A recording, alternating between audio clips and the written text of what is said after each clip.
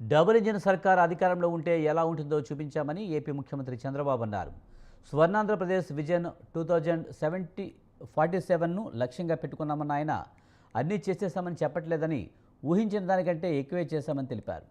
ఏడాది పాలన సందర్భంగా అమరావతిలో కూటమి ప్రభుత్వం సుపరిపాలనలో తొలి అడుగు పేరుతో సమావేశం నిర్వహించారు. ఈ సదస్సులో చంద్రబాబు, పవన్ కళ్యాణ్, నారా లోకేష్, పురంధరేశ్వరి, మంత్రులు, కూటమి నేతలు, అధికారులు పాల్గొన్నారు. ఎలాంటి సమస్యలు లేకుండా 3 పార్టీలు ముందుకు వెళ్తున్నాయని, సమిష్టిగా పనిచేస్తే ఏదైనా సాధ్యమేనని ఈ సందర్భంగా చంద్రబాబు అన్నారు. సీఎం పదవి తనకు కొత్త కాదని 4 సార్లు సీఎం అయినట్లు గుర్తు చేశారు. ప్రతిసారి సమర్థవంతంగా పరిపాలించి సుపరిపాలన అందించారన్నారు. బనకచర్ల ప్రాజెక్టు గేమ్ చేంజర్ అవుతుందని అన్నారు చంద్రబాబు.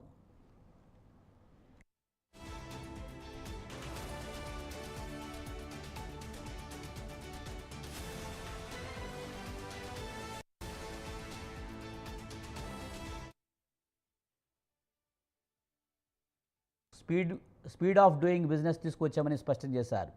ఆడబిడ్డల విషయంలో కాంప్రమైజ్ కావద్దని చెప్పారు. ఉద్యోగుల బకాయిలను కూడా చెల్లించామని చంద్రబాబు వివరించారు.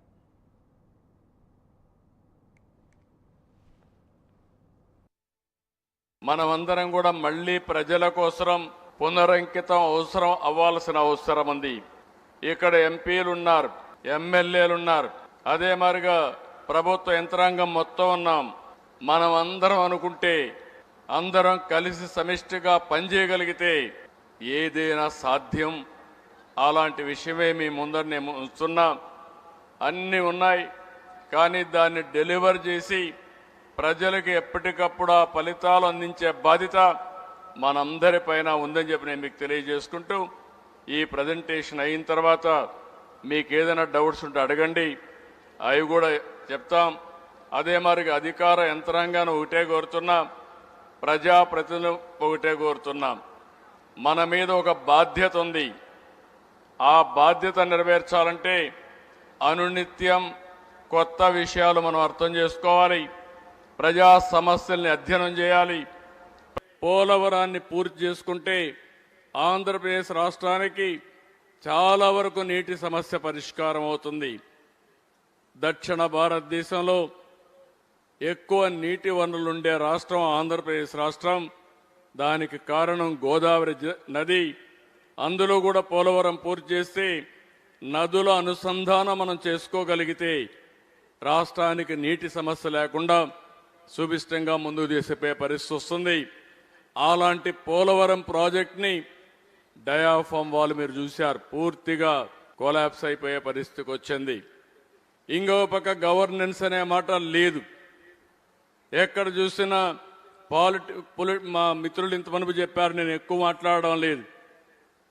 ఎంతవరకైనా సరే అణగదొక్కే ధోరణి తప్ప ఒక ప్రజాహిత పాలన ప్రజల కోసం చేయాలని ఆలోచన చేయకుండా ముందుకు పోయే పరిస్థితికి వచ్చారు. ఇంకొక పక్క ఒక విజన్ లేకుండా ఏ మాత్రం కూడా రేపు ఏం చేయాలి అనే ఆలోచన లేకుండా చేసే పరిస్థితికి వచ్చారు. మీరు చూస్తే దాని ఫలితాలు మీరు చూస్తే నీతి Aayog report, alarming fiscal deficits, offline online borrowings ఇష్టానుసారంగా చేశారు. ఎప్పుడు కూడా నేను ఒకే మాట చెప్పాను, ఏ రాజకీయ నాయకుడికైనా సంపద సృష్టించి ఆదాయాన్ని పెంచితే సంక్షేమ కార్యక్రమాలు చేసే హక్కు ఉంటుంది. సంపద సృష్టించకుండా ఆదాయాన్ని పెంచకుండా నేను సంక్షేమ కార్యక్రమాలు చేస్తానంటే ఎక్కడి నుంచి సంపద వస్తుంది, డబ్బులు వస్తాయని అడుగుతున్నా.